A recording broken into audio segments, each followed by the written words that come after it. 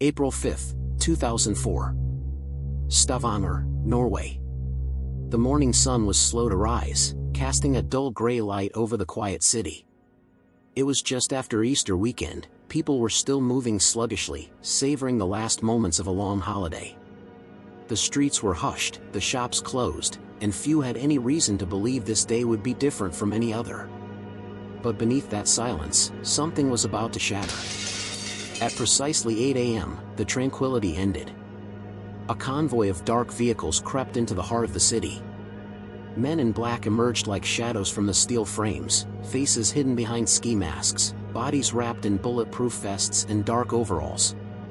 They carried military-grade weapons, automatic rifles, a .45 caliber pistol, tools of war, not theft.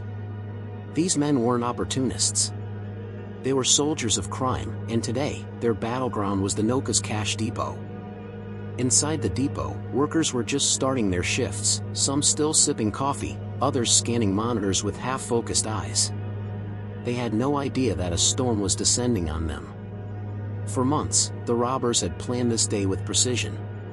The NOKAS depot held mountains of cash, and they believed they could take it fast. In and out in 8 minutes. That was the plan. But timing wasn't the only thing on their side. They knew the Stavanger police were undermanned. Easter had left the force stretched thin. And while a warning had been issued just that morning about a possible threat to the depot, it came too late, and with too little detail. The city was sleeping with one eye open. And now, it was too late to wake up. The attack was surgical. The first move was to paralyze the police. A stolen truck was set ablaze and rolled into the vehicle exit of the Stavanger police headquarters, blocking their path. Smoke grenades hissed and bloomed outside the station, swallowing the air in thick, blinding clouds. Then came the spike strips, laid like traps on the roads to shred the tires of any patrol cars that tried to move. Every second of delay was a second closer to millions. At the depot, the gunmen rushed toward an old window in a courtyard, one they believed would be unprotected. But it wasn't. It was reinforced with bulletproof glass. The moment they tried to break it, their perfect plan began to crack. They brought sledgehammers and a battering ram. They swung until their arms ached. When brute force failed, they opened fire, 113 bullets, rapid and relentless, rattling against the glass like a hailstorm. The sound echoed across Cathedral Square, waking the city in seconds. Inside, panic erupted. Alarms screamed. Employees dropped their coffee cups and ducked under desks. Some bolted for exits. Others froze in place.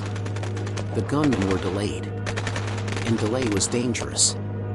Outside the building, other members of the crew took up positions. Their job was clear: hold off anyone who came near. And they were ready. When the first police car turned into the square, its sirens wailing, the officers didn't even have time to step out. The crack of gunfire tore through the air. Lieutenant Arne Sigve Klungland was hit. A single bullet through the window. He slumped over the wheel. His foot slipped from the brake. The cruiser rolled forward, silent now. In seconds, a respected officer was gone. A family shattered. A city stunned.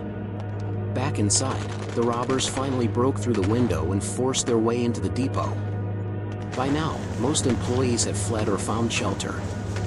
The few who remained kept their heads down, praying for it all to end. They were just people trying to survive another workday, now trapped in a waking nightmare. The vault doors gave way. Bundles of cash, wrapped tight, stacked high, waited in the cool shadows. The men moved fast, stuffing duffel bags until they bulged. 57.4 million kroner. That's what they left with. Nearly $8 million. Gone in minutes. And just like that, they vanished. But what they didn't know, or maybe didn't care about, was the trail they'd left behind. A city in chaos. A man dead in uniform. Workers too traumatized to sleep for weeks. Smoke still hung in the air above the station. Glass crunched under the boots of investigators. The scene was still raw when the first reporters arrived. This wasn't just a robbery. It was an act of war on a peaceful nation. And it was only the beginning. They had vanished like smoke in the wind, but not without a trace. As the city reeled from the chaos, the investigation kicked into high gear. The streets of Stavanger, still trembling from the violence, became a silent crime scene. Every inch of the square was combed over.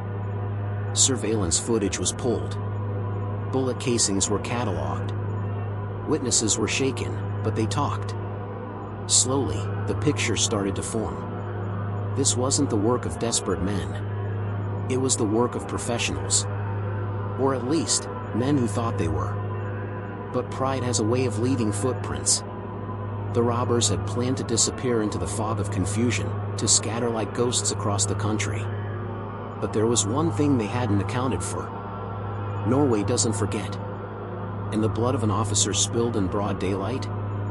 That's not something that washes away.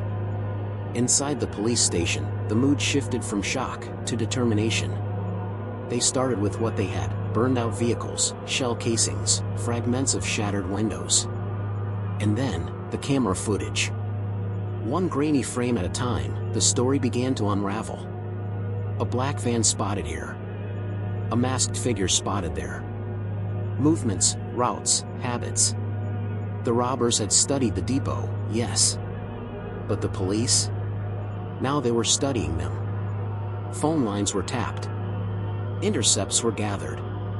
Surveillance teams spread like a web across cities and towns. And eventually, a name emerged. David Tosca.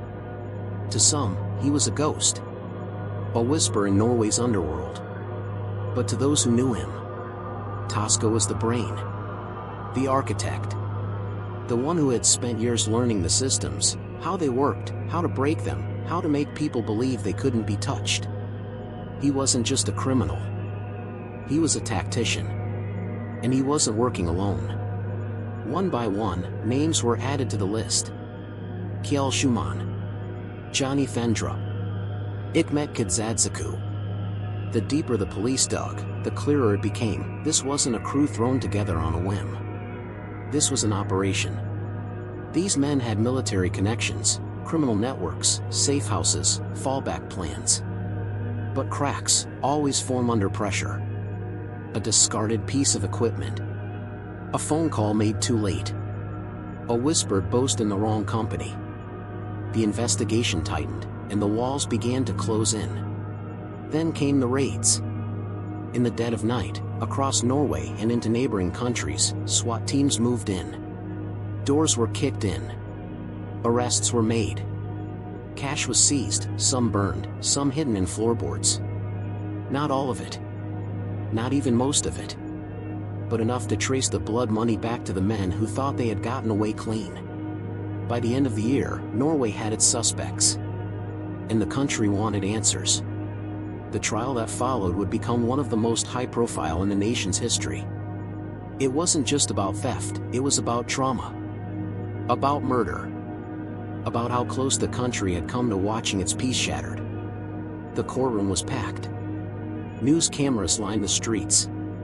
Families of the NOKAS employees, and of Lieutenant Klungland, sat in silence, waiting to hear how justice would be served.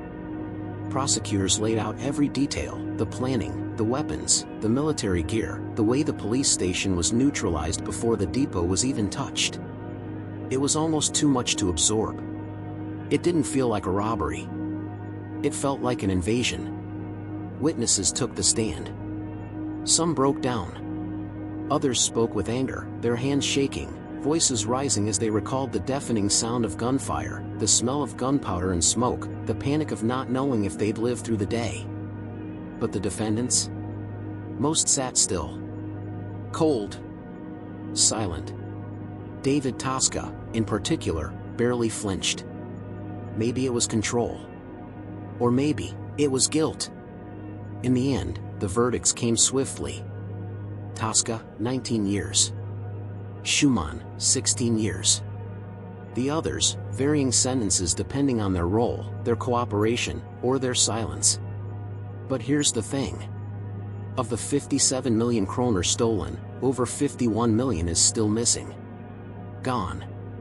Whether it was buried, burned, laundered, or simply stashed in a place no one's found yet, no one knows. Even now, over 2 decades later, people still whisper about it. Did the crew hide it in the forests of Norway? Was it smuggled out of the country? Or did someone, maybe someone who was never caught, walk away with a lifetime's worth of wealth? We may never know. But for the people of Stavanger, the memory remains. The sound of gunfire echoing through Cathedral Square.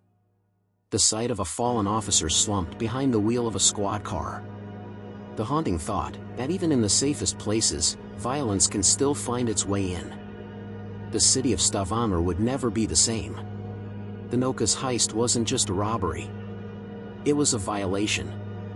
A moment where the illusion of peace was shattered, live and in color, on the streets of a town that had never seen anything like it before, or since. 9 million kroner in compensation was eventually paid out to the NOKAS employees. Even as the years passed, and the headlines faded, whispers about the NOKAS Heist continued. Rumors surfaced about where the money went, who might still be hiding pieces of it, and whether the entire crew was ever truly brought to justice. Some believe one or more accomplices were never identified, ghosts within the plan who helped from the shadows and disappeared before the dust settled. Others are convinced part of the stolen cash was laundered through foreign banks, slowly fed back into the system in small, untraceable amounts. And some wonder if someone is still out there, living quietly, anonymously, off money soaked in blood. What made the NOKAS Heist so unforgettable wasn't just the money. It was how close it came to collapsing completely. How a plan so meticulously crafted, military tactics, exact timing, distraction techniques, still unraveled the moment things didn't go exactly right. But still more than 51 million kroner is still unaccounted for. No fingerprints. No witnesses. No trail. It begs a simple but chilling question.